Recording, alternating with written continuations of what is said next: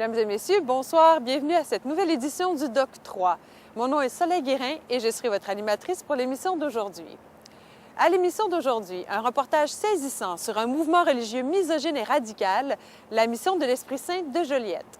En deuxième partie d'émission, nous allons réfléchir sur l'application des principes déontologiques dans les médias. Et finalement, nous terminons avec un reportage sur les coopératives d'habitation. La mission de Joliette est un mouvement religieux syncrétique né en 1915. Après le décès de son directeur, le mouvement s'est divisé en 6 groupes rivaux et distincts. La divergence d'opinion aura, pour ainsi dire, divisé le mouvement religieux. Le reportage de Karine Robitaille nous renseigne sur la mission de Joliette, où, d'après certaines personnes, le directeur actuel, Gilles Francoeur, intimide, manipule et exerce une forte pression sociale sur ses membres. De 2005 à 2007, la mission de l'Esprit Saint de Joliette a fréquemment fait la manchette dans l'actualité. Considérant la société comme satanique et dangereuse, ce mouvement religieux élitiste et antisocial opérait sans aucune qualification une école clandestine, et ce, afin de maintenir leurs enfants à l'écart de toute forme d'influence extérieure. Le 4 juin 2007, le ministère de l'Éducation faisait définitivement fermer cette école. Pour comprendre qui est ce groupe religieux, il faut savoir que la première mission de l'Esprit Saint fut fondée au Québec en 1915 par Eugène Richer, qui se présenta successivement comme un prophète, la réincarnation du Christ, et finalement comme nul autre que Dieu lui-même. 15 ans après sa mort, un de ses prédicateurs du nom de Gustave Robitaille se retira du groupe pour fonder à son tour une nouvelle mission au sein de laquelle il se présenta comme étant le seul héritier spirituel de Richer. Il passa les 25 dernières années de sa vie à élaborer une doctrine truffée d'interdictions et d'obligations qu'il présenta comme étant la parole de Dieu. En 1973, soit 8 ans après la mort de Robitaille, après avoir passé des mois à attendre anxieusement une fin du monde prophétisée qui n'arrivait pas, des poignées de fidèles se regroupèrent alors derrière certains dirigeants qui formèrent éventuellement 4 groupes indépendants, chacun d'eux se disant être la seule vraie mission de l'Esprit Saint. La mission de Joliette, dirigée par Gilles Francoeur, est un de ces groupes. On dit aux membres qu'ils doivent se distinguer de la société. Pour prendre leur expression, c'est se distinguer du monde. Donc, ne jamais suivre la mode, quelle qu'elle soit. Ne porter aucun bijou. Ne jamais se maquiller, parce que là, si on se maquille et tout ça, c'est de l'orgueil, c'est de la vanité, c'est un péché. On va également leur dire qu'ils doivent éviter de fréquenter des gens à l'extérieur du groupe, parce que c'est des démons, et éviter toute forme d'activité mondaine. Sauf si c'est pour des raisons de prosélytisme. Donc, on va fréquenter des gens de l'extérieur en étant très sympathique avec eux, mais uniquement dans le but de pouvoir essayer de les amener à l'intérieur du groupe. Et si ce n'est pas pour ces raisons-là, aucune forme de socialisation en dehors du groupe. Il y a la question de la dîme. On parle ici, dans le cas de Joliette, là, de 10% de tous les revenus. Et quand je dis tous les revenus, là, on parle des salaires, on parle des bénéfices sur placement, on parle des pensions, d'allocations familiales, même du bien-être social, pension de vieillesse. Tout sans exception, 10% doit être remis. Et dans les livres écrits, entre autres, par Gustave Robitaille, on retrouve un petit dicton qui est répété maintes et maintes fois, puis qui est martelé dans la tête des membres, c'est la dîme ou l'abîme. Donc, si tu omets de payer ton 10%, c'est la damnation éternelle. Lorsqu'on est dans la mission de l'Esprit Saint, on ne le voit pas.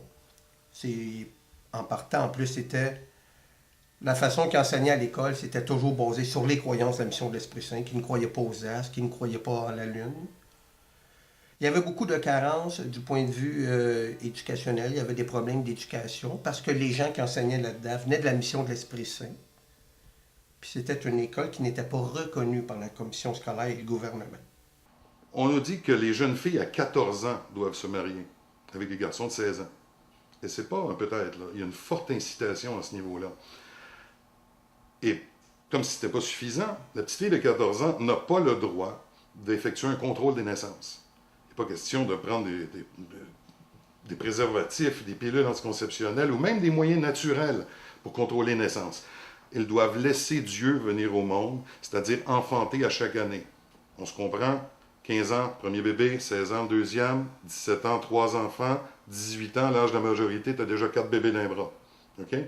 Et empêcher des naissances, c'est encore une fois un péché punissable de damnation éternelle. Maintenant, pendant les grossesses qui commencent à l'âge de 14-15 ans, la femme n'a pas le droit d'avoir un suivi médical.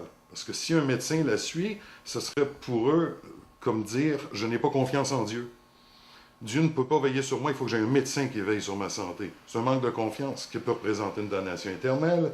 On n'a pas le droit d'avoir de médecin à l'accouchement. Parce qu'on trouve encore là, dans les écrits de Gustave Robitaille, un passage qui mentionne « Lorsque le médecin entre dans la chambre, Dieu en sort. » Parce que le médecin, c'est Satan. Donc, on a des accouchements qui sont opérés par des sages-femmes non accréditées au sein du groupe, qui n'ont aucune formation médicale, qui n'ont aucune qualification, et c'est purement illégal. Fait plus t'en sors jeune, mieux que c'est. Plus t'en sors vieux, plus que tu doutes. Plus pendant des années de temps, on t'a créé des croyances dans la tête. Fait que c'est un peu comme laisser un enfant à l'abandon. Mais c'est sûr que les premières années, c'est dur. Tu es dans un doute. Tu penses que tu es un pécheur. Tu penses que tout ce que tu fais, c'est mauvais. C'est ça qu'on t'a enseigné toute ta vie. Fait que c'est sûr que c'est beaucoup plus difficile avec quelqu'un qui a 25-30 ans d'accepter qu'il a perdu 30 ans de sa vie. On va lui inculquer la peur. À chaque jour, on va lui répéter à quel point c'est important qu'il soit fidèle. Parce que sinon, ça va être la maladie, ça va être la souffrance dans cette vie. Et au-delà de la mort, ça va être la vermine, etc. Donc, c'est un enfant qui va vivre dans la peur constante de faire un faux pas. Chaque chose qu'il va faire, la façon dont il va manger, ce qu'il va penser en mangeant, tout pour lui va être une source de crainte. Tout d'un coup que Dieu, qui sait ce que je pense, décide de me punir à cause de... Donc, c'est une culpabilité profonde et permanente qui le hante à chaque jour. Ils vont vraiment vivre dans une bulle totalement hermétique, en se faisant convaincre que s'ils sont comme ça, ils doivent s'en faire une fierté parce qu'ils sont supérieurs à tout le monde et que tous les gens autour qui ne fréquentent pas, finalement, c'est des gens dignes de mépris. Que la société, que nous, et tout le monde, finalement, est digne de mépris, sauf eux. Et que le simple fait de ne pas fraterniser avec les autres, c'est une preuve qu'ils sont supérieurs. Et c'est comme ça qu'ils vont grandir de jour en jour. Si la diversité des mouvements religieux permet une certaine démocratisation de la foi, il n'en demeure pas moins que les écoles de pensée comme les missions de Joliette et de Montréal-Nord peuvent réellement compromettre le développement des gens. Il est donc important de dénoncer énergiquement les abus, l'exploitation, la propagation de la haine et du mépris, le sexisme et les injustices commises trop souvent sous le couvercle de la religiosité. Plus encore, nous espérons que nos élus comprendront un jour que le droit à la liberté de religion ne devrait jamais servir à permettre que des femmes enceintes soient privées de support médical, que des enfants se voient privés de scolarisation, de socialisation, ou qu'ils se retrouvent maltraités physiquement ou mentalement par des parents zélés, désireux de leur inculquer leurs croyances à tout prix. L'avenir de dizaines de milliers d'enfants au Québec dépend de notre vigilance.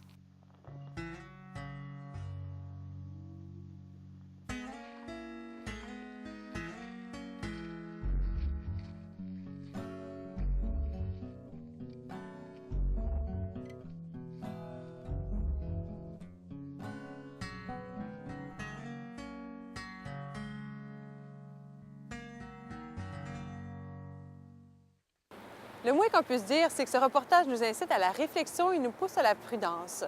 Comme les nouvelles croyances sont sans cesse à la mode, je vous invite à consulter les sites Internet qui apparaissent à l'écran. Ils regorgent d'informations rigoureuses sur plusieurs sectes présentes au Québec. Après la pause, beaucoup d'informations, mais peu de contrôle, avec Sylvain Drolet. Devant l'abondance d'informations en provenance des médias, nous devrions plus souvent qu'autrement nous questionner quant à l'exactitude des faits qui nous sont présentés. Sylvain Drolet s'est intéressé au code déontologique et à l'éthique journalistique. Grâce à son reportage, nous en apprendrons un peu plus sur les lois et les mesures instaurées afin de pallier certaines déficiences du monde de l'information.